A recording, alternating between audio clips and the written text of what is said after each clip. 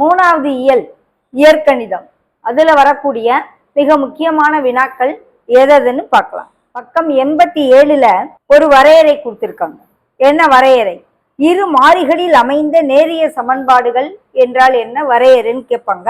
அப்ப இதை நீ எழுதணும். என்ன? எக்ஸ் மற்றும் ஒய் என்ற இரு மாறிகளில் அமைந்த ஒருபடி சமன்பாடு இரு மாறிகளில் அமைந்த நேரிய சமன்பாடு எனப்படும். அதை மார்க் பண்ணிக்கணும். நேரிய சமன்பாடு என்றால் என்ன?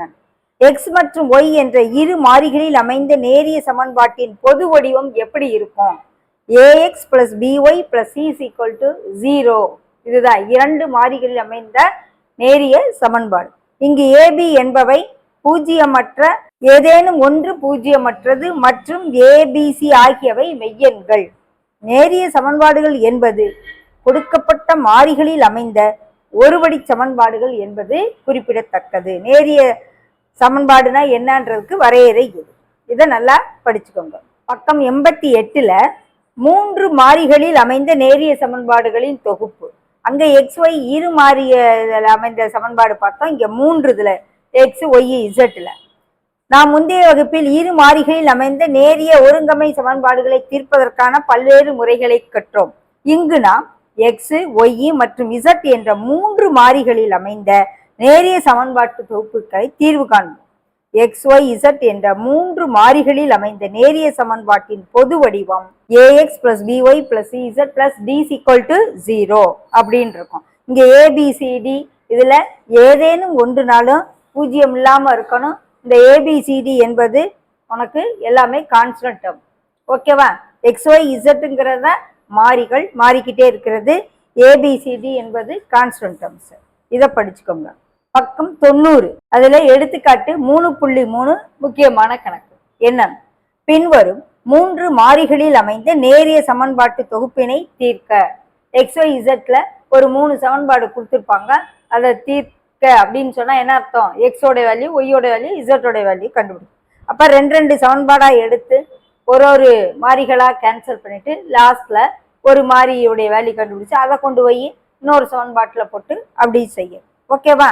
ரொம்ப இம்பார்ட்டன்ஸ். இதை நல்லா பார்த்துக்கோங்க. பக்கம் 91ல எடுத்துக்காட்டு 3.6 தீர்க்க.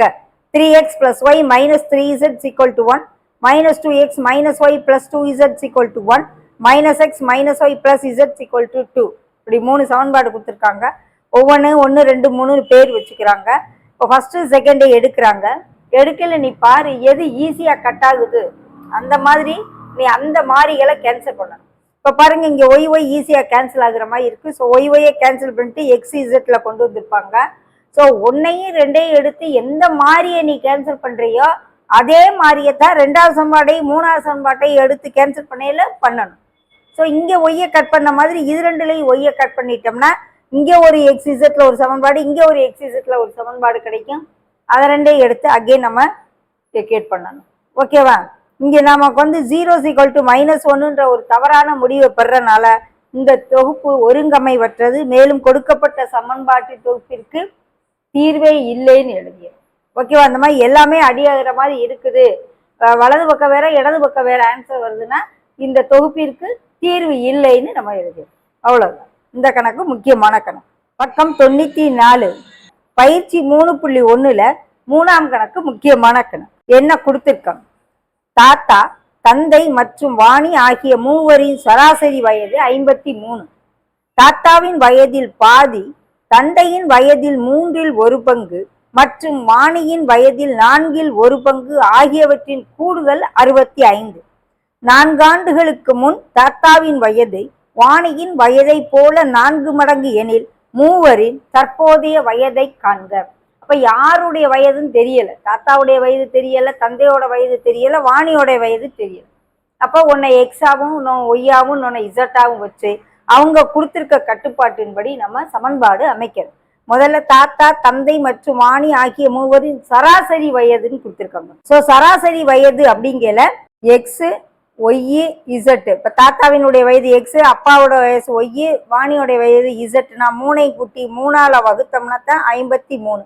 ஸோ இதுல இருந்து இந்த 3 அங்கிட்டு கொண்டு போய் பெருக்கணும்னா x plus y plus z = 159 வரும். இது ஒரு சமன்பாடுன்னு வச்சுக்கிறேன். அடுத்து தாத்தாவின் வயதில் பாதி, அப்ப x/2. தாத்தாவின் வயதில் பாதினா x/2. 1/3. தந்தையின் வயதில் 1/3. தந்தையின் வயதில் 1/3. மற்றும் வாணியின் வயதில் 4/1. வாணியின் வயதில் 4/1 ஆகியவற்றின் கூடுதல் அப்படி கொடுத்துருக்காங்க. = 65. ஸோ இதுக்கு எல்சிஎம் எடுத்து சிம்பிளை பண்ணி இதை ஒரு நேரிய சமன்பாடா வச்சிடணும். இது 2வது சமன்பாடு. அடுத்தது 4 ஆண்டுகளுக்கு முன் தாத்தாவின் வயது. இப்ப 4 வருஷத்துக்கு முன்னா தாத்தாவுக்கு 4 வயசு கம்மியா இருக்கும். அப்ப x-4. வாணியின் வயதை போல 4 மடங்கு. வாணியின் வயது இசட்னு வச்சிருக்கோம். வாணியின் வயதை போல 4 மடங்கு அப்படின்னு கொடுத்துருக்காங்க. எனில் மூவரின் தற்போதைய, இப்ப இது 3வது சமன்பாடாகும். இப்போ 3 சமன்பாடையும் வச்சு நம்ம ஒவ்வொன்றா எலிமினேட் பண்ணிட்டு எக்ஸை எலிமினேட் பண்ணி ஒய்யை எலிமினேட் பண்ணி ஒவ்வொன்றா கண்டுபிடிச்சு, ஓகேவா? அவங்க கொடுத்துருக்க டேட்டாஸை யூஸ் பண்ணி சமன்பாடு நம்மளா ஃப்ரேம் பண்ணணும். பக்கம் 95. எடுத்துக்காட்டு 3.10 முக்கியம். என்ன கொடுத்துருக்காங்க? x³ + x² - x + 2 மற்றும் 2x³ - 5x² + 5x - 3 ஆகிய பல்லுறுப்புக்கோவைகளின் மீப்பெரு பொது வகுத்திக்கான். ஸோ வகுத்து விடைய என்ன அப்படின்றத நம்ம பார்க்கணும். அப்படி பார்க்கும் பொழுது 0 வர்ற வரைக்கும் டிவைட் பண்ணிட்டே வரும். மீதி 0. இப்போ இதால வகுக்கையில் சம் வேல்யூ வருது. ஸோ இது பொது வகுத்தி அல்ல. திரும்ப என்ன செய்யணும்? இதை உள்ள போட்டு இந்த இதை வெளியே போட்டு அகைன் டிவைட் பண்ணிக்கிட்டே வரணும். லாஸ்ட்ல மீதி 0 வர வரைக்கும் டிவைட் பண்ணிட்டு எப்போ 0 வருதோ அப்போதான் அது மீப்பெரு பொது வகுத்தின்னு எழுதணும். இந்த 2க்கு உரியது எழுதணும். 96ஆம் பக்கத்துல அந்த கணக்கினுடைய திரும்ப வகுக்கிறாங்க பாருங்க. இந்த மீதி வந்தது இதை வகுக்கையில x + 2ன்னு போட்டு மீதி 0 வருது. இங்கு மீதி 0 ஆகும். எனவே இது 2க்கு உரிய மீப்பெருவா என்னது? எதால வகுக்கிறோமோ அந்த இதுதான் மீப்பெரு பொது வகுத்தி. இந்த ஈவு கிடையாது. இதுதான் ஞாபகம் வச்சுக்கோங்க. எந்த டேர்மை நம்ம வகுக்கும் எண்ணா இருக்கோ இது வகுபடும் எண், இது வகுக்கும் எண், இதுதான் மீப்பெரு பொது வகுத்தி. எப்போ 0 வருதோ அதுதான். ஓகேவா? அடுத்து எடுத்துக்காட்டு 3.11. 6x³ - 30x² + 60x - 48 மற்றும் 3x³ - 12x² + 21x - 18 ஆகிய பல்லுறுப்புக்கோவைகளில் மீப்பெரு பொது வகுத்தி. இதால நம்ம எது பெருசு எது சிறுசுன்னு முதல்ல பார்த்துக்கிட்டு பெருசை உள்ள போட்டு சிறுசை வெளியே போட்டு வகுக்கும். முதல்ல 2மே x³ இருக்கு. அடுத்து -4x - 5x² 10x 7x - 6 வகுக்கணும். எது பெருசோ அதை உள்ள போட்டு இதை சிறுசை வெளியே போட்டு வகுக்கணும். வகுத்த மீதி வரல, 0 வரல. ஸோ இதை திரும்ப இதை உள்ள போட்டு இதை வெளியே போட்டு வகுக்கணும். அப்பையும் வரல. இந்த மாதிரி பொதுவான ஒரு காரணி இருந்தால் அதை வெளியே எடுத்துடணும். அகைன் இதை உள்ள போட்டு இதை வெளியே போட்டு இந்த 2 4 அந்த மாதிரி கான்ஸ்டன்டம் தேவையில்லை. அதை எடுத்துட்டு வகுக்கிறோம். வகுக்கையில் 0 வருது. ஸோ x-2 தான் இங்கே மீப்பெரு பொது வகுத்தின்னு சொல்லி முடிக்கணும். ஓகேவா? இது முக்கியமான கணக்கு. பக்கம் 97. அதுல எடுத்துக்காட்டு 3.12.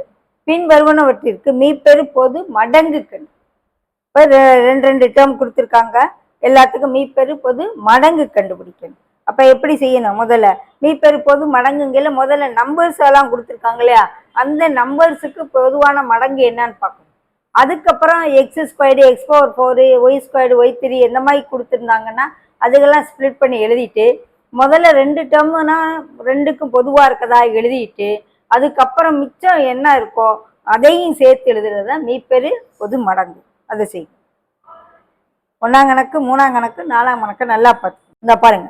5x - 10, 5x² - 20 கொடுத்துருக்காங்க. இது 2க்கும் பொதுவாக 5 வெளியே எடுத்துடலாம். இது 2க்கும் பொதுவாக 5 வெளியே எடுத்துட்டு இது x² - 4ன்னு இருக்கு. அகெயின் இதை a + b × a - bன்னு பிரிச்சிருக்காங்க.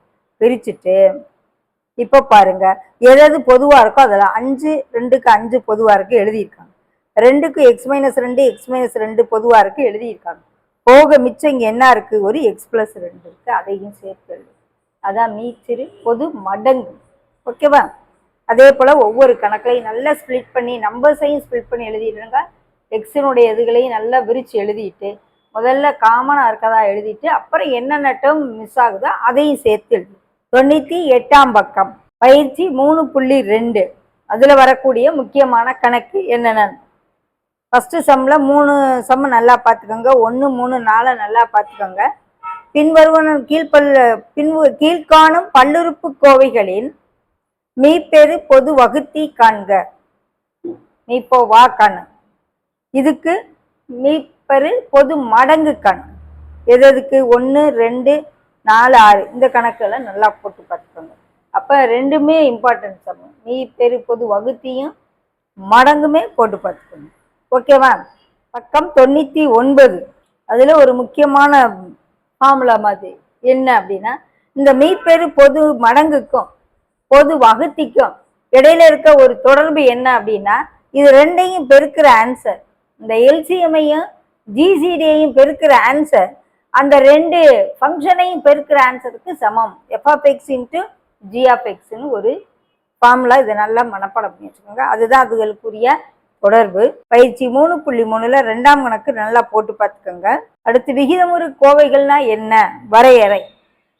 P(x/Q) என்ற வடிவில் எழுத இயலும் கோவைகள் விகிதமுறு கோவைகள் எனப்படும். இங்கு P(x) மற்றும் Q(x) என்பவை பல்லுறுப்பு கோவைகள் மற்றும் Q(x) எப்படி இருக்கணும்? ≠0. விகிதமுறு கோவைகளை இரு பல்லுறுப்பு கோவைகளின் விகிதமாக நாம கருதலாம். முக்கியமானது படிச்சுக்கோங்க. விகிதமுறு கோவைனா என்ன? 100ஆம் பக்கம். விளக்கப்பட்ட மதிப்புனா என்ன? வரையறை.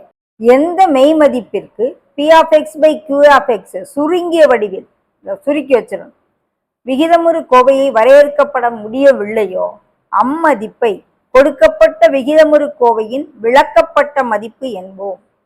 P(x/Q) என்ற எளிய வடிவில் அமைந்த ஒரு விகிதமுறு கோவையின் விளக்கப்பட்ட மதிப்புக்கான என்ன செய்யணும் அப்படின்னா, பகுதியை 0ன்னு போட்டு அதை நம்ம ஆன்சர் கொண்டு வர முடியுதான்னு பார்க்கணும். இந்த எடுத்துக்காட்டு ஒன்று கொடுத்துருக்காங்க பாருங்க. 5/x-10 என்ற விகிதமுறு கோவையை கீழே டினாமினேட்டர் இருக்கு இல்லையா, இந்த Q(x) 0 போட்டால் x = 10ன்னு வரும்போது இந்த கோவையை நாமால் வரையறுக்க முடியாது. அப்ப இதனுடைய விளக்கப்பட்ட மதிப்பு எக்ஸுக்குரிய வேல்யூ இந்த 10ங்கிறது தான். ஓகேவா? ஈஸியான கணக்கு.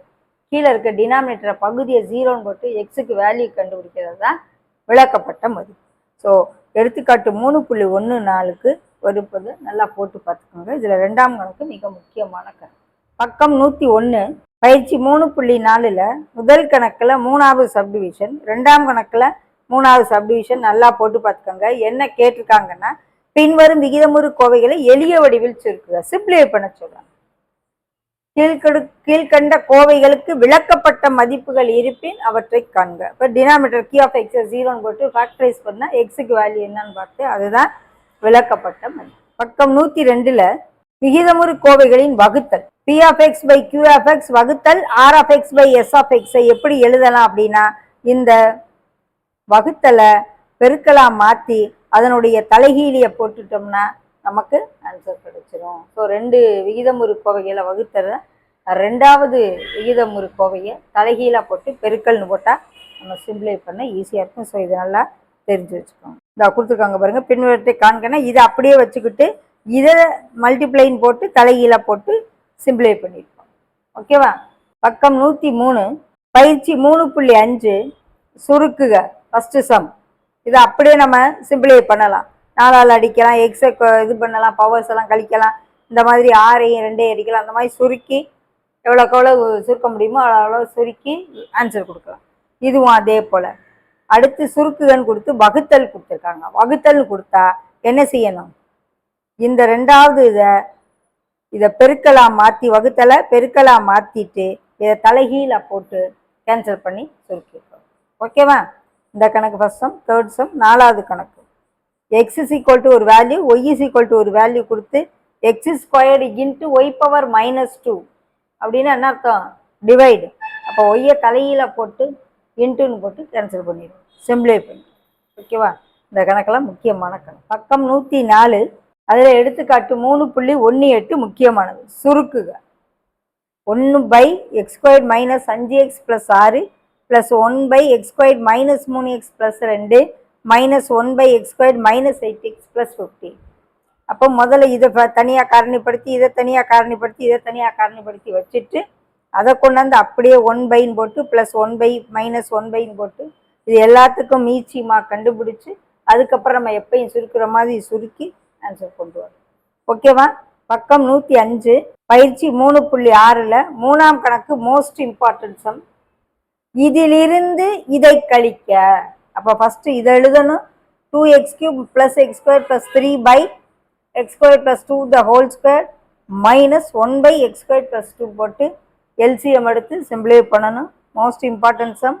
அடுத்து 5 6 ஏங்கிற ஒரு நம்பர் a = 2x + 1/2x - 1 மற்றும் b = 2x - 1/2x + 1 எனில் 1/a - b minus 2b/a² - b².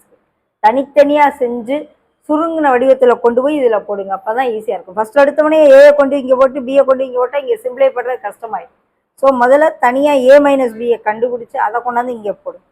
அடுத்து -2b இதை எப்படி எழுதலாம்? a² - b² a + b × a - b. அப்போ முதல்ல a + b a - b தனியாக செப்பரேட்டாக கண்டுபிடிச்சு அந்த சுருங்கிய வடிவத்தை கொண்டாந்து இங்கே போட்டு செய்யும். இந்த 2 கணக்கு நல்லா போட்டு பார்த்தோம். பக்கம் 106 காரணிப்படுத்துதல் முறையில் வர்க்கமூலம் காணுதல்.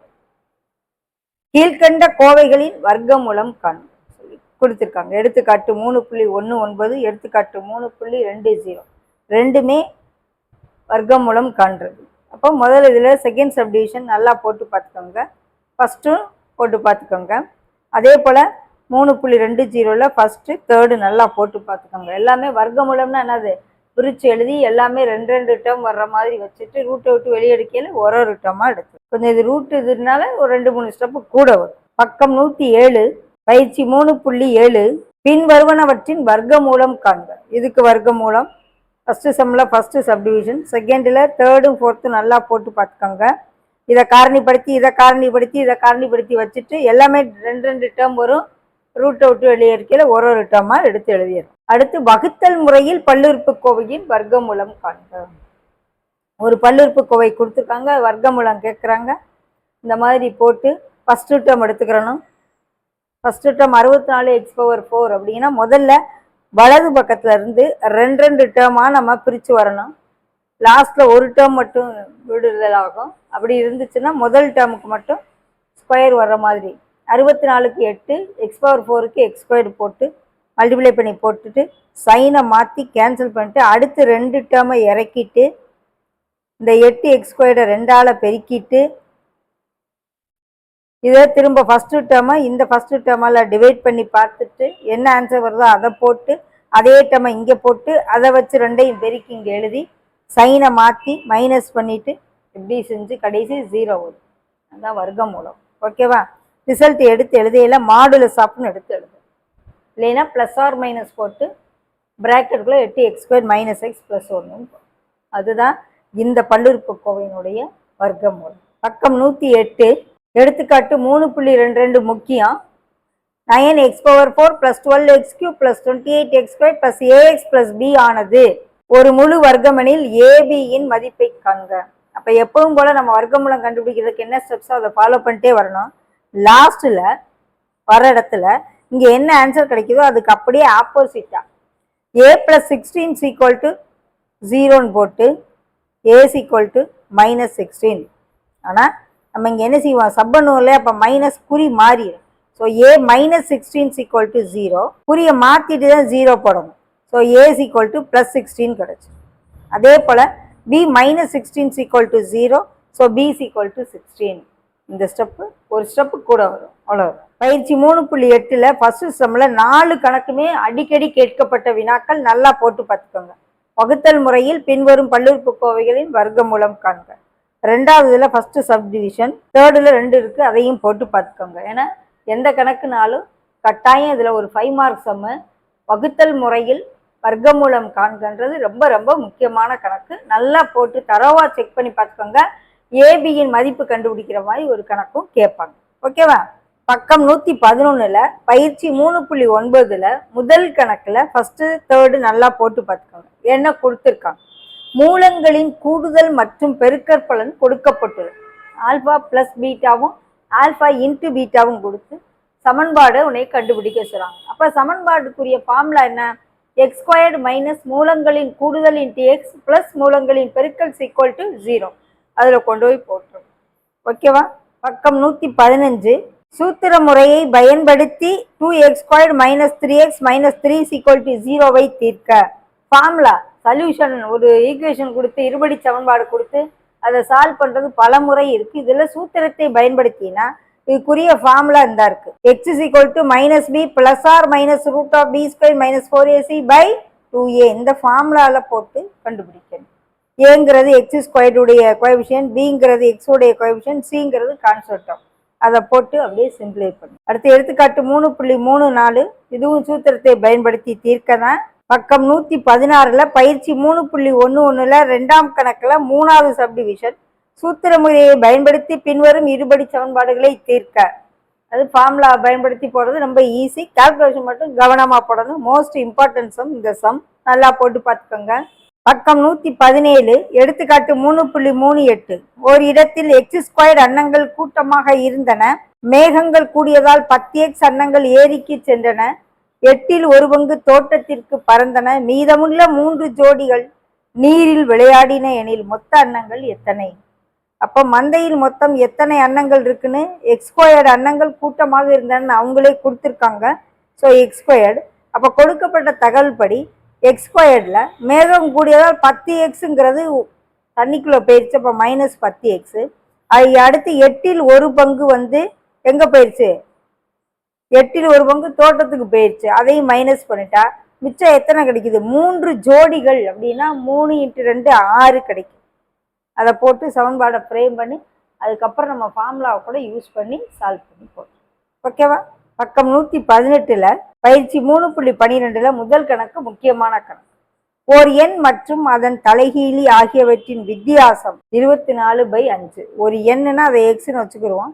அதனுடைய தலைகீழினா 1/xன்னு வச்சுக்கிடுவோம். அவற்றின் வித்தியாசம் -24/x 5. இதை சிம்பிளை பண்ணி ஒரு நேரிய சமன்பாடா இருபடி சமன்பாடா மாற்றி சால்வ் பண்ணும்.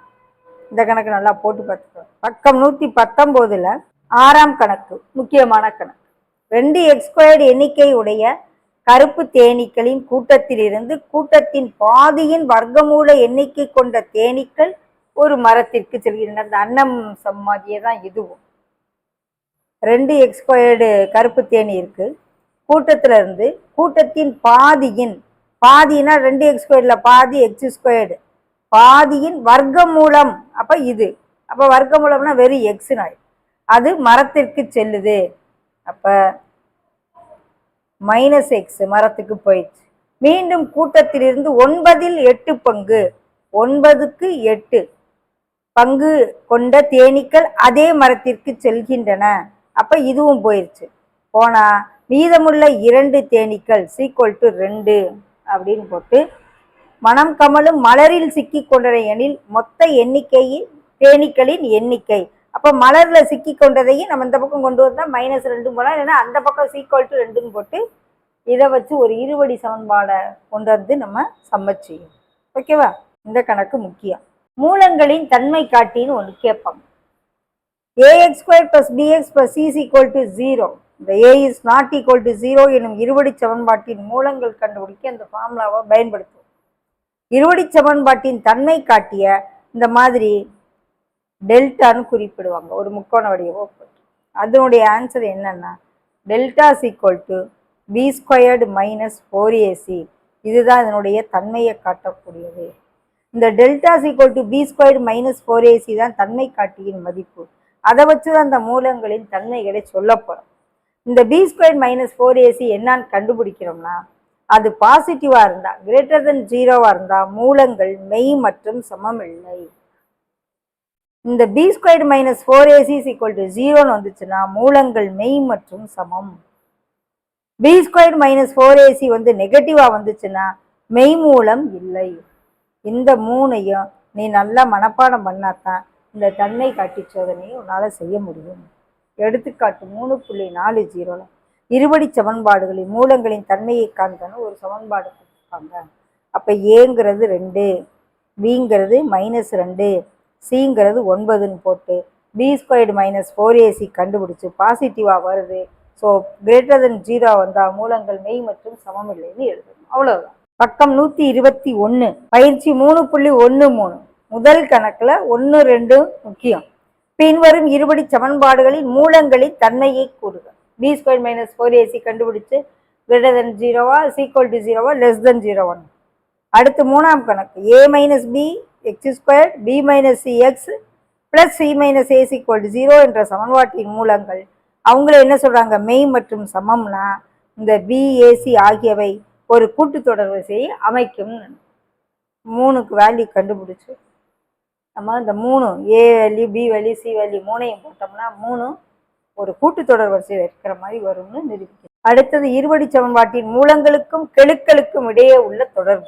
ஆல்பாங்கிறது -b plus root of b² - 4ac by 2a, பீட்டாங்கிறது -b minus root of b² - 4ac by 2a. அப்ப இது ரெண்டையும் கூட்டிப்பாரு, கூட்டினோம்னா என்ன கிடைக்கும், இதுவும் இதுவும் கேன்சல் ஆகி -2b by 2a கிடைக்கும். 2 கேன்சல் ஆகி -b/a. -b/a என்னன்னு அர்த்தம், இது எக்ஸினுடைய கெழு, இது x² உடைய கெழு.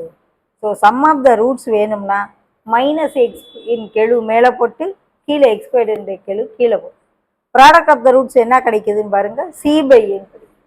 ஸோ மாறிலி உறுப்பு by x². So sum of the ரூட்ஸுக்கு -b/aங்கிற ஃபார்முலாவும் ப்ராடக்ட் ஆஃப் த ரூட்ஸுக்கு c/aவும் தெரிஞ்சுக்கணும்.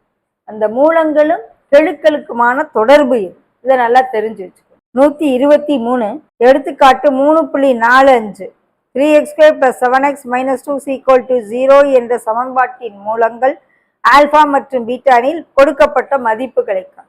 இதுக்கு வேல்யூ வரும். சிம்பிளை பண்ணி ஆல்பா பிளஸ் பீட்டா வேல்யூ என்ன, ஆல்பா இதுல இருந்து இந்த சமன்பாட்டில இருந்து ஆல்பா பிளஸ் பீட்டா வேல்யூ என்ன, அது -b/a.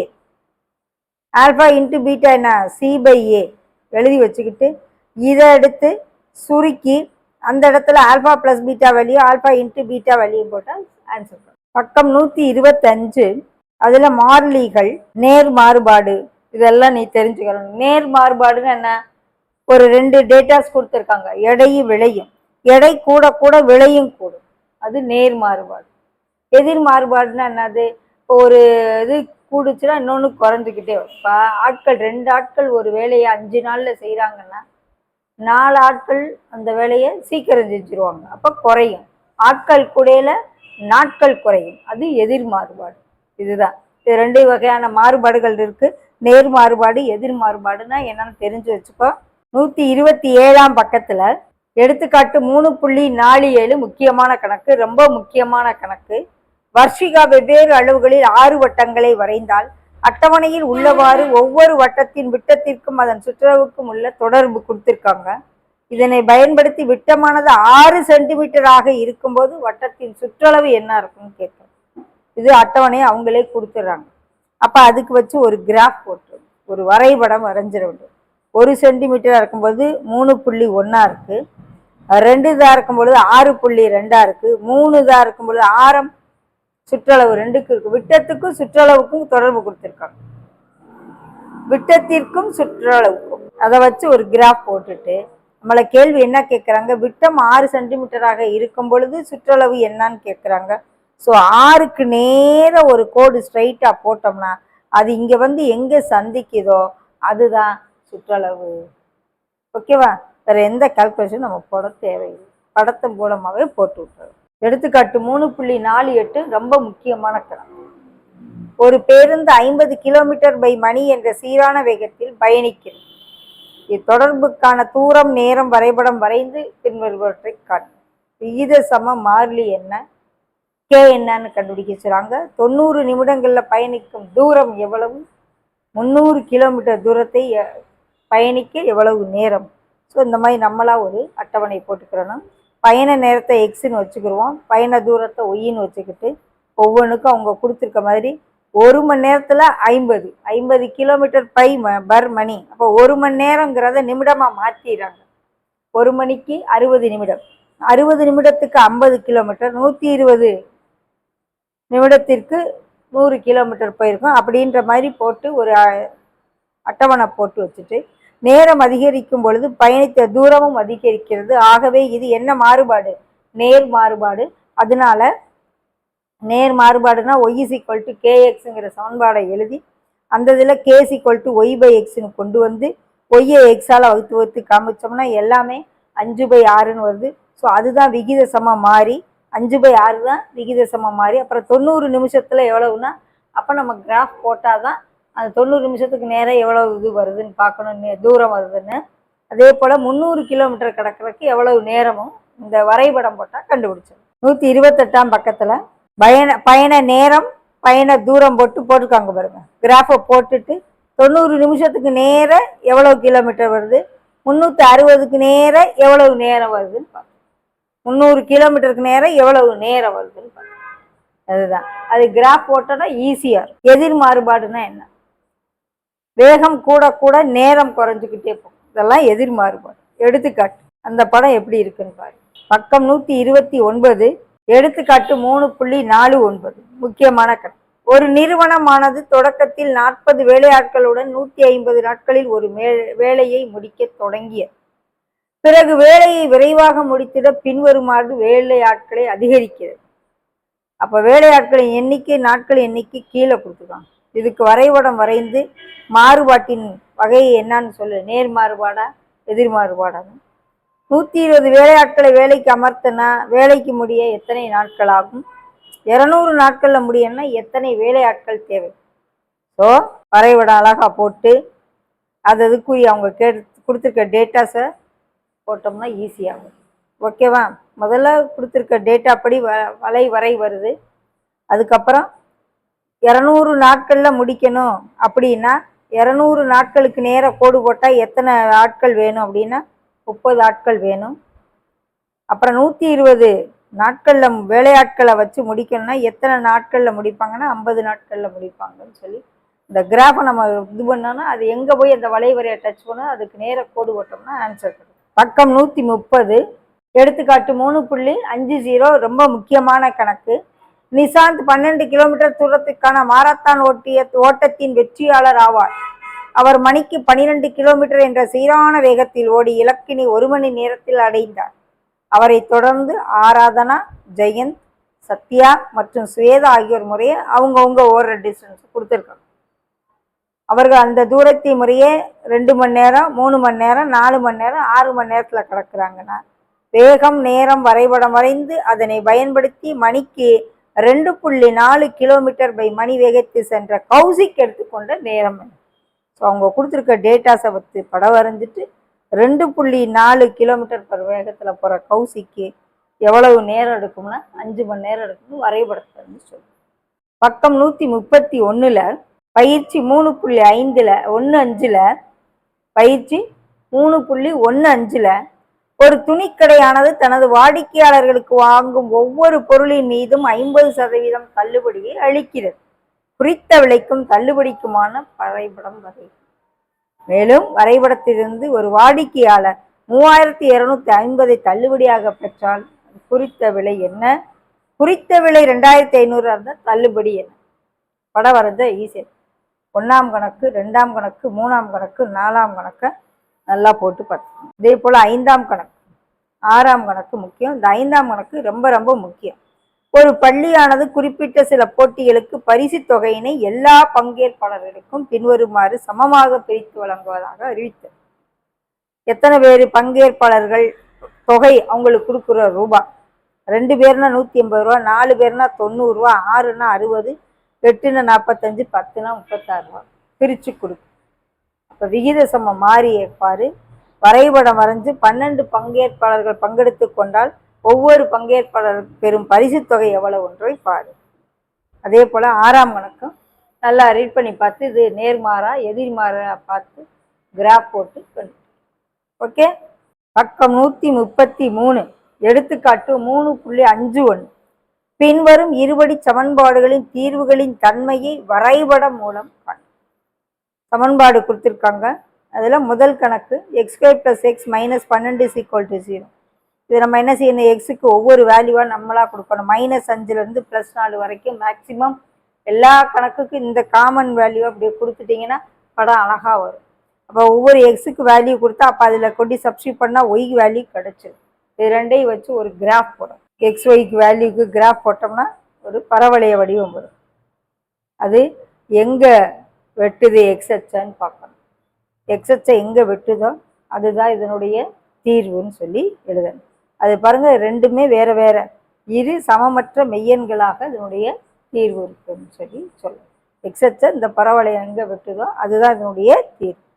136ஆம் பக்கத்துல எடுத்துக்காட்டு 3.52 y = 2x² என்ற வரைபடம் வரைந்து அதன் மூலம் இதை தீர்க்க.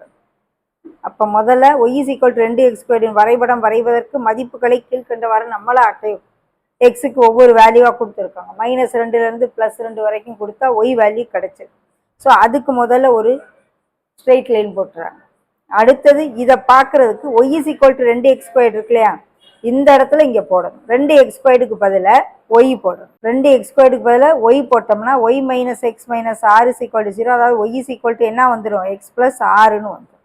y = x + r இதுல நேர்கோட்டின் சமன்பாடாகும். முதல்ல y = x²க்கு நம்ம 2x² ஒரு பரவளையம் வரைஞ்சிடறோம். அடுத்து அதுல இருந்து இன்னொரு சமன்பாடு கொடுத்துருக்காங்களா, அதை சுருக்கணும்னா y = x + rங்கிறது ஒரு நேர்கோட்டின் சமன்பாடா வருது. இதுக்கு அதே போல எக்ஸுக்கு -2 இருந்து +2க்கு வேல்யூ கொடுத்தா y வேல்யூ கிடைக்குது. அதை வச்சு ஒரு ஸ்ட்ரைட் லைன் வரும். இப்போ இது ரெண்டு எங்க விட்டுது, இந்த கோடும் இந்த வளையமும் எங்க விட்டுது, அதுதான் அதனுடைய தீர்வுன்னு சொல்லி. ஓகேவா? பக்கம் 137 எடுத்துக்காட்டு 3.53 முக்கியம். இதை y = x² + 4x + 3 வரைபடம் வரைந்து அதனை பயன்படுத்தி x² + x + 1 = 0 என்ற சமன்பாட்டின் தீர்வை. முதல்ல இதுக்கு ஒவ்வொரு இது எக்ஸுக்கு வேல்யூ கொடுத்து y வேல்யூ கண்டுபிடிச்சு ஒரு அட்டவணை போட்டு அந்த படம் வரைஞ்சிடணும். அடுத்து அதுல x² + x + 1 = 0ங்கிறது இதை கொண்டு வந்து இதுல சப்ஸ்டியூட் பண்ணணும். ரெண்டுக்கு எப்படி செய்யணும், ரெண்டையும் ஈக்குவேட் பண்ற மாதிரி ஈக்குவேட் பண்ணோம்னா எதாவது கேன்சல் ஆகுதோ கேன்சல் ஆகிட்டு y = எக்ஸும் கான்ஸ்டன்ட் டேர்ம்லையும் ஒரு நேர்கோட்டின் சமன்பாடு வரும். அதுல எக்ஸுக்கு ஒவ்வொரு வேல்யூவா கொடுத்து y வேல்யூ கண்டுபிடிச்சு ஒரு நேர்கோடு வரைஞ்சிடணும். ஸோ இந்த வளையமும் இந்த நேர்கோடு எங்க வெட்டுதுன்னு பார்க்கணும். எங்கேயுமே வெட்டவே இல்லை. ஸோ இதற்கு மெய்யெண்கள் தீர்வுகள் இல்லைன்னு எழுதி அவ்வளவு. அதே போல எடுத்துக்காட்டு 3.54 முக்கியமான கணக்கு, அதையும் செஞ்சு பார்த்துக்கோங்க. பக்கம் 139 பயிற்சி 3.16ல முதல் கணக்குல ஃபர்ஸ்ட் செகண்ட் ஃபிஃப்த் சப்டிவிஷன் போட்டு பார்த்துக்கோங்க. 4 6 7 8 நல்லா போட்டு பார்த்துக்கோங்க. எல்லாமே வரைபடத்தை பயன்படுத்தி சமன்பாடை தீர்க்கிறது தான். பக்கம் 140 அதுல ஒரு வரையறை கொடுத்திருக்காங்க. என்ன கொடுத்திருக்காங்க, செவ்வக அடுக்கு அமைப்பை அணி என கூறுகிறோம். கிடைமட்டத்தில் உள்ள அடுக்கு நிறை என்றும் செங்குத்து மட்டத்தில் உள்ள அடுக்கு நிரல் என்றும் அழைக்கப்படும். ஒரு அணினா என்னன்னா ஒரு ரெக்டாங்குலர் ஷேப்ல இருக்க மாதிரி இருக்கும். கிடைமட்டத்துல இருக்கிறது நிறை, செங்குத்தா இருக்கிறது நிரல்.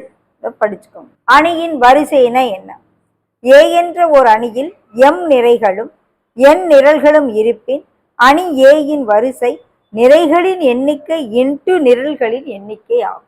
அதை எப்படி ரெப்ரசன்ட் பண்ணலாம், m/n ரெப்ரசன்ட் பண்ணலாம். அதுதான் அணியின் வரிசை. ஓகேவா? இது என்னன்னு தெரிஞ்சுக்கணும்.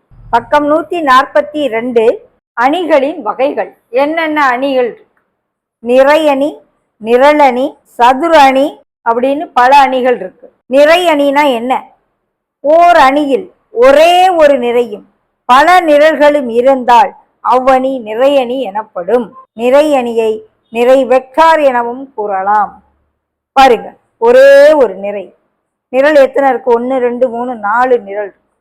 ஓகே, நிரல் அணினா நிரல் 1 நிறை 1 2 3 இருக்கு. இதெல்லாம் நிரல் அணிக்கு எடுத்துக்காட்டு. சதுர அணினா என்ன, ஓர் அணியில் நிறைகளின் எண்ணிக்கை நிரல்களின் எண்ணிக்கைக்கு சமமாக இருப்பேன் அவ்வணி சதுர அணி எனப்படும். அதாவது m = என்ன இருக்கணும், இதுதான் ஒரு சதுர அணிக்கான ஒரு ஐடென்டிஃபை. எடுத்துக்காட்டு 3 ரோ 3 காலம், 2 ரோ 2 காலம் அந்த மாதிரி இருந்துச்சுன்னா நிரல்களின் எண்ணிக்கையும் நிறைகளின் எண்ணிக்கையும் சமமா இருந்துச்சுன்னா அது சதுர அணி. ஒரு சதுர அணியில் a11 a22 a33 என்பன சதுர அணியின் முதன்மை மூலைவிட்ட உறுப்புகள் எனப்படும். இவை எப்படி ரெப்ரசன்ட் பண்ணப்படுது, aij, வேற ஐயும் ஜேயும் ஈக்குவலா இருக்கணும். அதாவது a11 பாருங்க, ஃபர்ஸ்ட் நிரல் ஃபர்ஸ்ட் நிறை, ரெண்டாவது நிறை ரெண்டாவது நிரல், மூணாவது நிறை மூணாவது நிரல், அந்த மாதிரி இருக்க அந்த எலிமெண்ட்ஸா நம்ம எடுத்தோம்னா அந்த எலிமெண்ட்ஸுக்கு பேரு முதன்மை மூலைவிட்ட உறுப்புகள்னு பேரு. ஓகேவா? எடுத்துக்காட்டு பாருங்க, 1 3 4 5ல இந்த 1 5ஐயும் பாருங்க. இது 1 1, இது 2 2, இது A11, இது A22. ஃபர்ஸ்ட் ரோல ஃபர்ஸ்ட் காலம், செகண்ட் ரோல செகண்ட் காலம். ஸோ அந்த மாதிரி இருக்க உறுப்புகள் முதன்மை மூளைவிட்ட உறுப்புகள்னு சொல்லப்படும். ஓகேவா? பக்கம் 143ல மூளைவிட்ட அணினா என்ன? ஒரு சதுர அணியில் முதன்மை மூளைவிட்டத்திற்கு மேலேயும் கீழேயும் உள்ள அனைத்து உறுப்புகளும் 0 எனில் அந்த அணி மூளைவிட்ட அணி எனப்படும். கொடுத்துருக்காங்க. இதுதான் முதன்மை மூளைவிட்ட உறுப்புகள். இதுக்கு மேலேயும் 0, இதுக்கு கீழேயும் 0. அப்படி இருந்தா அந்த அணிக்கு பேரு மூளைவிட்ட அணி. அதாவது மூளை விட்டத்துல மட்டும் நம்பர்ஸ் இருக்கணும், மிச்சம் எல்லாம் 0. திசையிலி அணி. இந்த மூளை விட்டத்துல இருக்க அந்த முதன்மை மூளை விட்ட உறுப்புகள் அனைத்தும் ஒரே மாதிரி இருக்கணும். 4 4னா 5 5னா அந்த மாதிரி இருந்தா அது திசையிலி அணி என. ஒரு மூளைவிட்ட அணியில் முதன்மை மூளைவிட்ட உறுப்புகள் அனைத்தும் சமமாக இருப்பின் அந்த அணி திசையிலி அணி என. சமணி அல்லது அலகு அணி. இந்த எல்லாத்துலயும் 4 4 5 5 இருக்கிறது போல 1 1 1 இருந்தா அது சமணி அணி. அந்த முதன்மை மூளை விட்ட உறுப்புகள் அனைத்தும் 1 1 இருந்துச்சுன்னா அது சமணி அல்லது அலகு. ஒரு சதுர அணியில் முதன்மை மூளை விட்ட உறுப்புகள் ஒவ்வொன்று ஆகவும் மற்ற அனைத்து உறுப்புகளும் 0 எனில் அந்த அணி சமணி அணி அல்லது அலகு அணி எனப்படும். இந்த இருப்பாங்க 1 1 1, மேலெல்லாம் 0, கீழே எல்லாம் 0 அணி எல்லாமே 0 0வா இருக்கும். அணியில் உள்ள அனைத்து உறுப்புகளும் 0 0வா இருந்துச்சுன்னா அது 0 அணி எனப்படும். இது எல்லாமே வரையறை படிச்சுக்கோங்க. பக்கம் 144 நிறை நிரல் மாற்று அணி. ஏ என்ற அணியின் நிறைகளை நிரல்களாகவும் அல்லது நிரல்களை நிறைகளாகவும் மாற்ற கிடைக்கும் அணி ஏயின் நிறை நிரல் மாற்று அணி. கிடைமட்டத்தில் இருக்கிறதெல்லாம் செங்குத்தா தூக்கி நிப்பாட்டிட்டோம், இல்லை செங்குத்தா இருக்கிறதெல்லாம் படுக்க வச்சுட்டோம் அப்படின்னா அந்த அணி ஏ டிரான்ஸ்வர்ஸ். ஏ போட்டு மேலே டி. 5 3 -1 2 8 9 -7 4 -4 7 5 அப்படி இருக்கத இந்த 5 3 -1 இப்படி கொண்டாந்து 2 8 9 இப்படி வந்துருச்சு. -4 7 5 இப்படி வந்துருச்சு. ஸோ நிறையெல்லாம் நிரலா மாத்தியாச்சு. அதுதான் ஏ டிரான்ஸ்வர்ஸ். ஓகே. முக்கோண அணி. ஒரு சதுர அணியில் முதன்மை மூளை விட்டத்திற்கு மேலே உள்ள உறுப்புகள் அனைத்தும் 0 எனில் அந்த அணி கீழ் முக்கோண அணி. ஒரு சதுர அணியின் முதன்மை மூளை விட்டத்திற்கு கீழே உள்ள உறுப்புகள் அனைத்து 0 இருந்தா, கீழே இருக்கிறது 0 இருந்தா மேல் முக்கோண அணி, மேல இருக்க உறுப்புகள் ஃபுல்லா 0 இருந்தா கீழ் முக்கோண அணி. அவ்வளவுதான். ஒரு சதுர அணி A = AIJ n/n will I > J எனும் பொழுது AIJ = 0 எனில் அது மேல் முக்கோண அணி என்றும், I < J இருந்துச்சுன்னா AIJ = 0ன்னா அது கீழ் முக்கோண அணின்னு சொல்லலாம்னு சொல்லி எடுத்துக்காட்டு கொடுத்துருக்காங்க பாருங்க. மேல் முக்கோண அணின்னா மேலே இருக்கிறது நம்பரா இருக்கணும், அப்படி கூட வச்சுக்கோங்க. கீழ் முக்கோண அணின்னா அந்த முதன்மை மூளை விட்ட உறுப்புகளுக்கு கீழே நம்பரா இருக்கணும். இல்லை 0வை ஞாபகம் வச்சுக்கிறேன்னா ஆப்போசிட்டை ஞாபகம் வச்சு. சம அணிகள். அணிகள் A மற்றும் B ஆகியவற்றின் வரிசைகள் மற்றும் ஏயில் உள்ள ஒவ்வொரு உறுப்பும் Bயில் உள்ள ஒத்த உறுப்புகளுக்கு சமமெனில் A மற்றும் B ஆகியவை என்ன அணிகள் சொல்லப்படும்? சம அணிகள் எனப்படும். அதுதான். ஓகேவா? எடுத்துக்காட்டா 3.57 முக்கியமான கணக்கு. ஒரு அணியானது 16 உறுப்புகளை கொண்டிருந்தா அந்த அணிக்கு எத்தனை விதமான வரிசைகள் இருக்கும்? 16 அப்படின்னா எப்படி இருக்கும்? 1 16 இருக்கலாம், 16 1 இருக்கலாம், 4 4 இருக்கலாம், 8 2 2 8. இந்த ஆர்டர்ல இருந்தால் இந்த அணியை நம்ம ஃபார்ம் பண்ணணும். இதே போல ஒரு அட்டவணை கொடுத்து இதுலேயும் ஃபில்அப் பண்ணி பார்த்தோம். பக்கம் 146 எடுத்துக்காட்டு 3.58 AIJ = I² J² என்ற அமைப்பை கொண்ட 3/3 வரிசையுடைய அணியை காண்கன்னு சொல்லியிருக்காங்க. முதல்ல நம்ம ஒரு 3/3 அணி ஃபார்ம் பண்ணணும். ஜென்ரலா A11 A12 A13, அதே போல் A21 A22 A23 A31 A32 A33 போட்டுட்டு இந்த IJக்கு உரிய வேல்யூ இங்கே I² J² சப்ஸ்டியூட் பண்ணி ஒரு வேல்யூ கிடைக்கும். அப்புறம் கொண்டு வந்து அந்த அணியில் ஃப்ரேம் பண்ணும். எடுத்துக்காட்டு 3.59 முக்கியம். A - B 2A + C 2A - B 3C + D = 1 5 0 2 என்ற அணி சமன்பாட்டிலிருந்து ABCD கான்னு சொல்கிறாங்க. சம அணிகள். ஸோ A - B = 1ன்னு போடணும். அடுத்து 2A + C = 5ன்னு போடணும். 2a minus b is equal to 0, 3c plus d is equal to 2ன்னு போட்டு 4 சமன்பாடு சால்வ் பண்ணணும். பக்கம் 147. அதில் 2ஆம் கணக்கு, 3ஆம் கணக்கு, 4ஆம் கணக்கு, 5, 6, 7 இந்த எல்லா கணக்குமே ரொம்ப ரொம்ப முக்கியம். திரும்ப திரும்ப கேட்கப்பட்ட கணக்குகள். 18 உறுப்புகளை கொண்ட ஒரு அணிக்கு எவ்வகை வரிசையில் இருக்க முடியும்? 1 18 18 1 29 18 92 18 6 3 18 3 18 அந்த மாதிரி வரிசை எழுதலாம். இதே போல இந்த 3/3 வரிசை கொண்ட A = AIJ அணியை காண்கன்னு சொல்லி கண்டிஷன் கொடுத்துருக்காங்க. இதில் சப்ஸ்டியூட் பண்ணி 3/3 ஆர்டரில் அணி கண்டுபிடிக்கணும். ஏங்கிற அணி கொடுத்து நிறை நிரல் மாற்று அணி எழுத சொல்கிறாங்க. இங்கேயும் நிறை நிரல் மாற்று அணி ஏ டிரான்ஸ்போஸ் கண்டுபிடித்து திரும்ப மாற்றினோன்னா அதே ஏ தான் கிடைக்கும். XYZ கண்டுபிடிக்க சொல்கிறாங்க. சம அணிகள் ஈக்குவேட் பண்ணணும். 12 = Y, 3 = Z, X = 3 போட்டு இதுவும் அதே போல் ஈக்குவேட் பண்ணி XYZ கண்டுபிடிக்கும். பக்கம் 149. எடுத்துக்காட்டு 3.63 முக்கியமான கணக்கு. ஏங்கிற ஒரு அணி கொடுத்துருக்காங்க, பிங்கிற அணி கொடுத்து 2a + b கான்னு சொல்கிறாங்க. ஸோ 2 × ஏங்கிற அணி எழுதி ப்ளஸ் b போட்டு சிம்பிளை பண்ணிடணும். பக்கம் 150. கூட்டல் சமணினா என்ன, அணியின் கூட்டல் நேர்மாறுனா என்னன்னு தெரிஞ்சுக்கோங்க. எடுத்துக்காட்டு 3.65. கீழ்கண்ட அணி சமன்பாட்டிலிருந்து ABCD மதிப்பை கண்டுபிடின்றாங்க. ஸோ D + 3 = 2, 8 + A = 2a + 1 அந்த மாதிரி ரெண்டு பக்கமும் கூட்டி ஈக்குவேட் பண்ணணும். இந்த கணக்கு முக்கியமான கணக்கு. பக்கம் 151.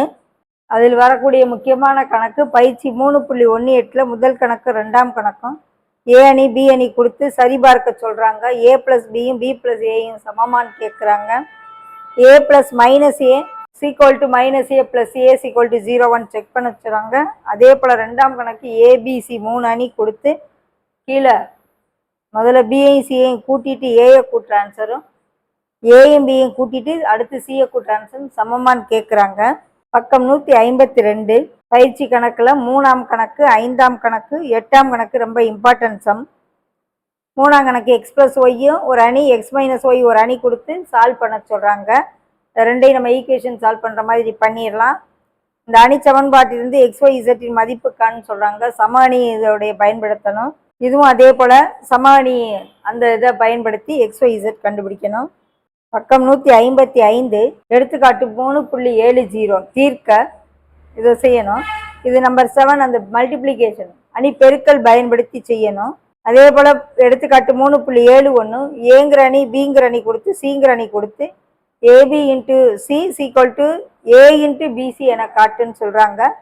முதல்ல அவங்க கொடுத்துருக்க கண்டிஷன் மாதிரி ஏபியை பெருக்கிட்டு அப்புறம் சியை பெருக்கணும், பிசியை பெருக்கிட்டு அப்புறம் ஏயோட பெருக்கையில் ஆன்சர் ஈக்குவலானு ப்ரூவ் பண்ணி காமிக்கணும். இந்த கணக்கு ரொம்ப ரொம்ப முக்கியமான கணக்கு. பக்கம் 156. எடுத்துக்காட்டு 3.72 முக்கியமான கணக்கு. A = 1 1 - 1 3, B = 1 2 - 4 2, C = -7 6 3 2 அப்படின்னா A × B + C = AB + AC அப்படின்றத சரிபார்க்க சொல்கிறாங்க. அணியை பயன்படுத்தி செய்யுங்க. அதே போல் எடுத்துக்காட்டு 3.73 ஏபிங்கிற அணி கொடுத்துருக்காங்க. ஏயும் பியும் பெருக்கிட்டு டிரான்ஸ்ஃபர்ஸ் பண்ணணும். அடுத்து பியை டிரான்ஸ்ஃபர்ஸ் பண்ணி ஏயை டிரான்ஸ்ஃபர்ஸ் பண்ணி அதை ரெண்டையும் பெருக்கினா ஆன்சர் ஈக்குவல்னு செக் பண்ண சொல்கிறாங்க. 157ஆம் பக்கத்தில் பயிற்சி 3.19 5ஆம் கணக்கு, 7ஆம் கணக்கு, 9ஆம் கணக்கு, 10 11 12 13 இத்தனை கணக்குகளும் மிக மிக முக்கியமான கணக்குகள். எல்லாம் நல்லா போட்டு பார்த்துக்க. 7ஆம் கணக்கில் ABC கொடுத்து கீழ்கண்டவற்றை நிரூபிக்கவும் கொடுத்துருக்காங்க. 9ஆம் கணக்கில் ஏங்கிற அணி கொடுத்து A × A டிரான்ஸ்போஸ் = ஐன்னு என்னது சமணி அணி. A = ஒரு அணி கொடுத்து A² = அலகணின்னு நிரூபிக்க சொல்கிறாங்க. ஏங்கிற அணியும் அலகணியும் கொடுத்து இந்த கண்டிஷனை நிரூபிக்க சொல்கிறாங்க. 12ஆம் கணக்கு AB கொடுத்து AB டிரான்ஸ்வர்ஸும் B டிரான்ஸ்வர்ஸ் × A டிரான்ஸ்வர்ஸும் ஈக்குவலான்னு பார்க்க சொல்கிறாங்க. ஏங்கிற அணி கொடுத்து A² - 5A + 7I2 = 0 நிரூபிச்சிடும். ஸோ இந்த மாதிரி ப்ரூஃபாக இருக்கனால இந்த எல்லா கணக்குகளும் மீண்டும் மீண்டும் கேட்கப்பட்ட வினாக்கள். நல்லா போட்டு பார்த்துக்கோங்க. அணியை பொறுத்தளவுக்கு எந்தவித கஷ்டமும் இல்லாத ஒரு சாப்டர், எளிமையான சாப்டர். இது நல்லா போட்டு பார்த்துக்கோங்க. பக்கம் 158 பயிற்சி 3.20 பளவுள் தெரிவு வினாக்கள். அதில் 2ஆம் கணக்கு, 3ஆம் கணக்கு, 4ஆம் கணக்கு. நல்லா போட்டு பார்த்துக்கோங்க. பக்கம் 159ல் 9ஆம் கணக்கு, 12ஆம் கணக்கு, 13ஆம் கணக்கு, 15, 16, 17, இந்த 15, 16, 17 எல்லாம் மோஸ்ட் இம்பார்ட்டன்ட் சம். நல்லா போட்டு பார்த்துக்கோங்க. 160ஆம் பக்கத்தில் அந்த 19ஆம் கணக்கு மோஸ்ட் இம்பார்ட்டன்ட் சம், அதை நல்லா போட்டு பார்த்து. பக்கம் 161ல் அழகு பயிற்சியில் 9ஆம் கணக்கு ரொம்ப முக்கியமான கணக்கு, வர்க்கமூலம் காணுன்னு அதை நல்லா போட்டு பார்த்துக்கோங்க.